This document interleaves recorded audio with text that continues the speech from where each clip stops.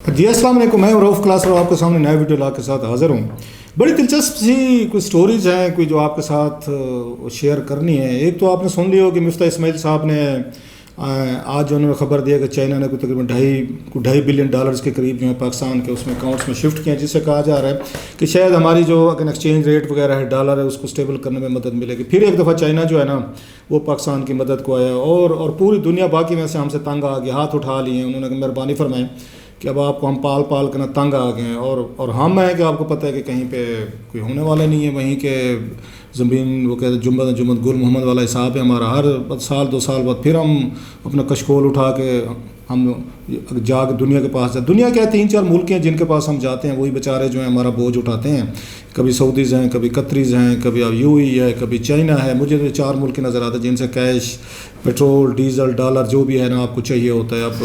بہرحال ہماری قسمت میں تو ہم کیا کہہ سکتے ہیں، حکمران ہمارے البتہ ارب پتی ہیں ماشاءاللہ، جس کو اینٹ اٹھائیں، جو رولنگ لیٹ اٹھائیں۔ ابھی ان کے ایت ہے، ابھی آپ نے دیکھا ہوگا یہاں پہ ان کے ایسیٹ ان کے ڈکلیئر ہوئے ہیں، جو اس کو الیکشن کمیشن آف پاکستان میں کوئی کروڑ پتی کوئی سے کم ہو تو مجھے بتائیے گا، 2-4 ہوں گے جنہوں نے لاکھ پتی ہوں گے، باقی تو ادروائز ماشاءاللہ ارب پتی ہیں۔ سو اس ملک کے حکمران جو ہیں دنیا کے امیر ترین لوگوں میں ان کا شمار ہوتا ہے، اگرچہ کیونکہ ڈاکومنٹڈ اکانومی نہیں ہے، چھپائی ہوئی ہوتی ہے، بینامی اکاؤنٹس کے نام پہ منی لانڈرنگ، ادھر ادھر لوگوں چپڑاسیوں کے نام پہ، اپنے مالیوں کے نام پہ، کوک کے نام پہ، ڈرائیور کے نام پہ پیسے دولت انہیں چھپائی ہوئی ہوتی ہے۔ نہیں تو یہ بھی ان کا بھی نام آتا دنیا کے جو سب سے زیادہ ریچسٹ پیپل ہیں، تو ہماری رولنگ لیڈ کا بھی آتا۔ تو آج بہرحال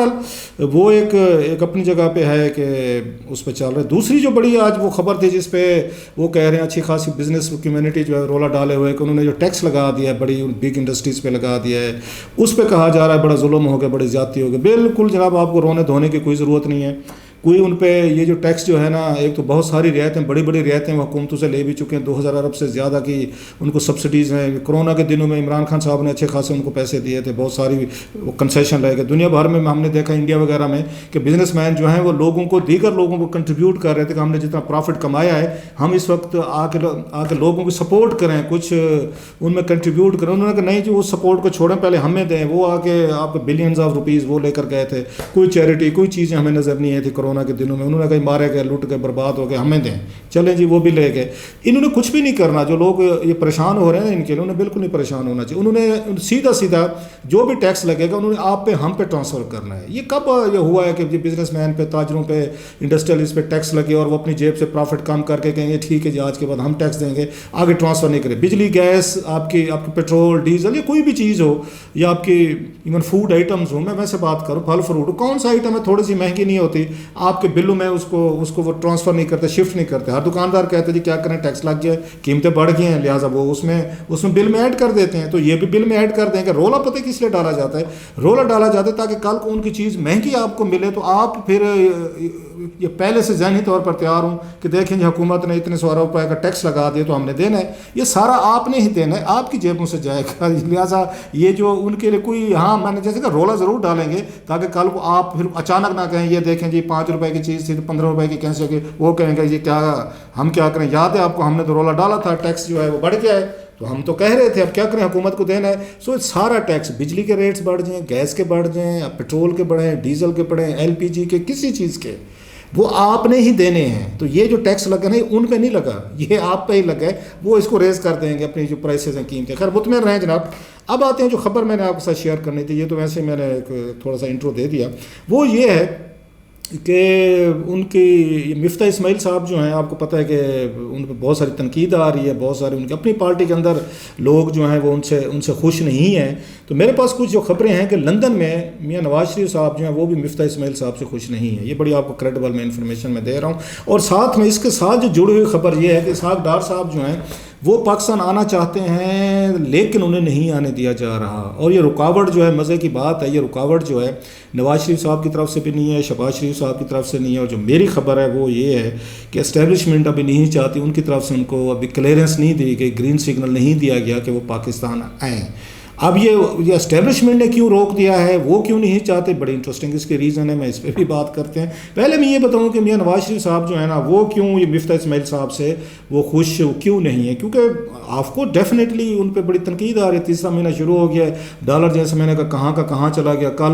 وہ نیچے آیا بھی تھا اگر 4-5 روپے، آج پھر سنا ہے تھوڑا سا اوپر گیا، سو اسٹیبلٹی جو ہے وہ نظر نہیں آ رہی، اسٹاک ایکسچینج ہے وہ کریش ہو رہی ہیں۔ پھر اس کے بعد ایک اس میں دوبارہ نئے سرے سے وہ جو ہے انسرٹنٹی کرائس جیسے میں نے کہا یہ اس کا ہوا ہے۔ سو لگتا ہے کہ وہ مفتاح اسماعیل صاحب جو ہیں شاید چیزیں ان کے ہاتھ سے سنبھل نہیں پا رہی، اور وہ جو اسحاق ڈار صاحب ہیں وہ پہلے دن سے آپ کو پتہ ہے وہ مفتاح اسماعیل صاحب کے ساتھ ان کی نہیں بنتی۔ اچھا ان کی صرف نہیں بنتی، اب یہاں پہ ہر پارٹی کے اندر نا گروپنگ ہوتی ہے، نیچرل سی پارٹی،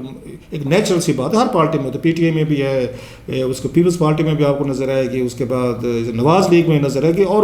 اس کا وہ یہ کہتے ہیں کہ ہر جمہوری پارٹی میں اس طرح کے یہ ڈفرینسز ہوتے رہتے ہیں، بات سمجھ میں آنے والی ہوتی ہے۔ لیکن بعض دفعہ ڈفرینسز جب سامنے آنا شروع ہو جائیں، پبلک میں آنا شروع ہو جائیں، گروپنگ پبلک میں ہونا شروع ہو جائے، پھر وہ پارٹیز کے لیے پرابلم ہونا شروع ہو جاتے ہیں۔ اصل میں جو یہ مسئلہ مفتاح صاحب کا، اسماعیل ڈار صاحب ان کا نہیں ہے، ان کا کیا کہتے ہیں اسحاق ڈار صاحب کا نہیں ہے، اصل مسئلہ جو ہے، جو اصل لڑائی ہے، جو اصل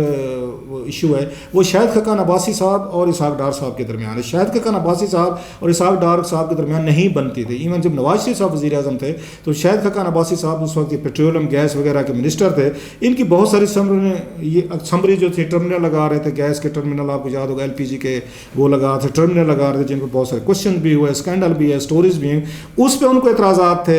ان کو اسحاق ڈار صاحب کے اعتراضات تھے، ان کی بہت ساری چیزیں وہ ای سی سی میں جا کر رک جاتی تھی، کیونکہ وہ فنانس منسٹر تھے، ای سی سی کو پریزائڈ کرتے تھے، بلکہ مجھے بڑے قریبی ان کے لوگوں نے کہا تھا شاہد خاقان عباسی صاحب کے، بلکہ شاہد خاقان صاحب نے شاید خود بھی کہا ہے کہ اگلا دفعہ مجھے موقع ملا تو میں وزیر اعظم کے بجائے فنانس منسٹر بننا پسند کروں گا۔ کیوں کہ ساری پاور جو ہے، جو آپ کے پاس فائنینشیل ایشوز کو ڈیسائیڈ کرنے کا، پورا ملک جو ہے وہ تو وہاں پہ چلتا ہے، وہ فنانس منسٹری چلاتی ہے، تو یا ای سی سی میں جس میں فیصلے ہوتے ہیں، تو پرائم منسٹر آف پاکستان تو ایک آگے دیگر ایشوز ہینڈل کر رہا، تو وہ یہ معاملات تو نہیں دیکھ رہا ہوتا۔ سو ان کی بڑی خواہش تھی ان کی کہ میں بنوں وہاں پہ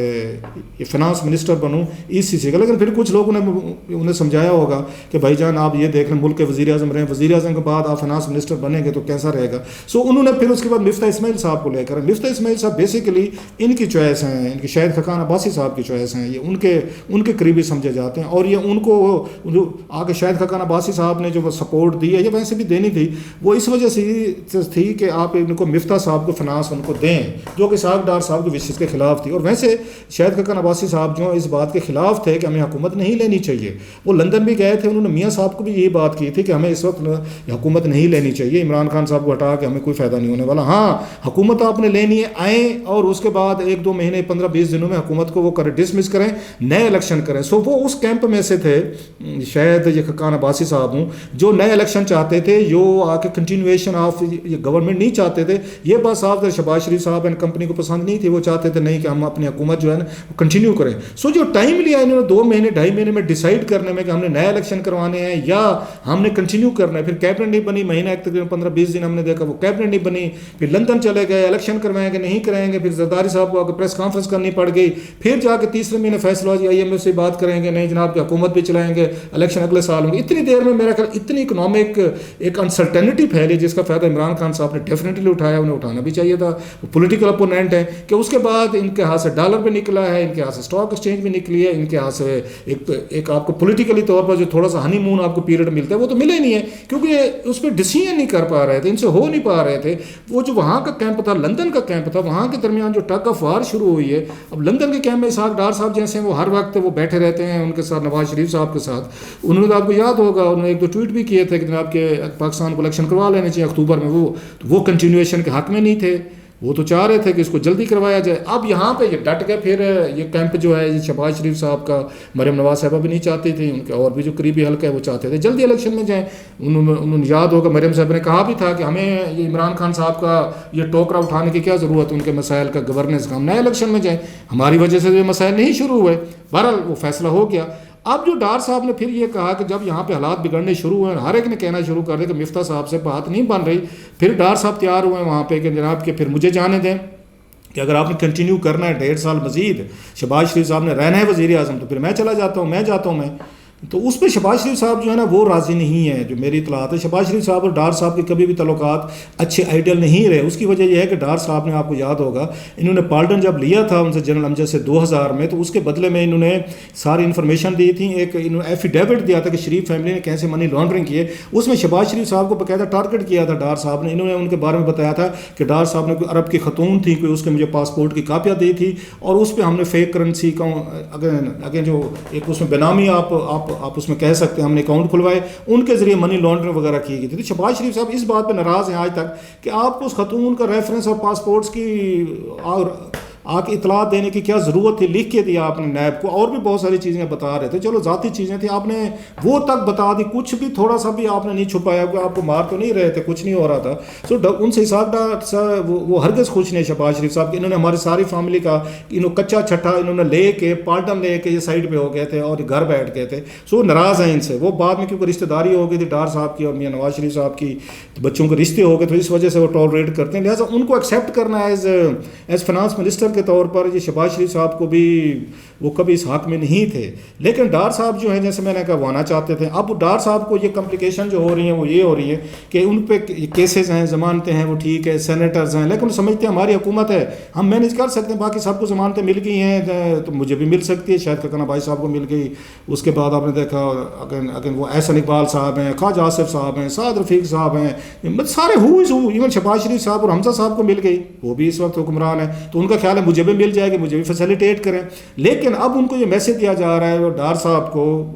روکنے کے لیے کہ پاکستان اسٹیبلشمنٹ آپ کے آنے پر بھی خوش نہیں ہے. شاید پاکستان اسٹیبلشمنٹ یہ سمجھتی ہے کہ ڈار صاحب جو ہے نا وہ آئیں گے تو عمران خان صاحب پہلے ہی بہت زیادہ اس وقت چارج کیا ہے انہوں نے حکومت کو ڈاکو چوروں والی جو بات کرتے ہیں منی لانڈرنگ مقصود چپڑاسی بلا بلا ٹی وغیرہ. تو ڈار صاحب آئیں گے تو مزید تنقید کا رخ جو ہے نا آئے گا کہ دیکھیں جناب کہ اسحاق ڈار صاحب جو ہے نا وہ بھی واپس آ گئے ہیں کیونکہ اس وقت برڈن تو انہیں پہ آیا ہوا سارے کا سارا عمران خان صاحب ساری ایکوزیشن انہیں کو کر رہے ہیں. سو وہ یہ نہیں چاہتے کہ اس وقت چیزیں اگر تھوڑی سی ہم مینیج کرنے کی کوشش کر رہے ہیں ڈار صاحب پھر رہے ہیں اور ڈار صاحب بیٹھ کے وہ کریں یہ فنانس سنبھالیں. اور ڈار صاحب کے ان کی ماضی میں تھوڑی سی وہ بھی رہی ہے کوئی ہلکی سی کوئی تعلقات جو ہیں اتنے بھی میرا خیال آئیڈیل نہیں تھے ریسنٹلی. اگرچہ ڈار صاحب وہ کلیم کرتے نہیں کہ میں تو بڑا ان کے ساتھ اچھا تھا ان کی تمام ڈیمانڈز جو پیسے چاہیے تھے بجٹ تھے وہ سارے کچھ دیتا رہا ہوں. لیکن اس وقت حالت یہ ہے کہ جو مجھے بتایا گیا ہے کہ اسحاق ڈار صاحب کی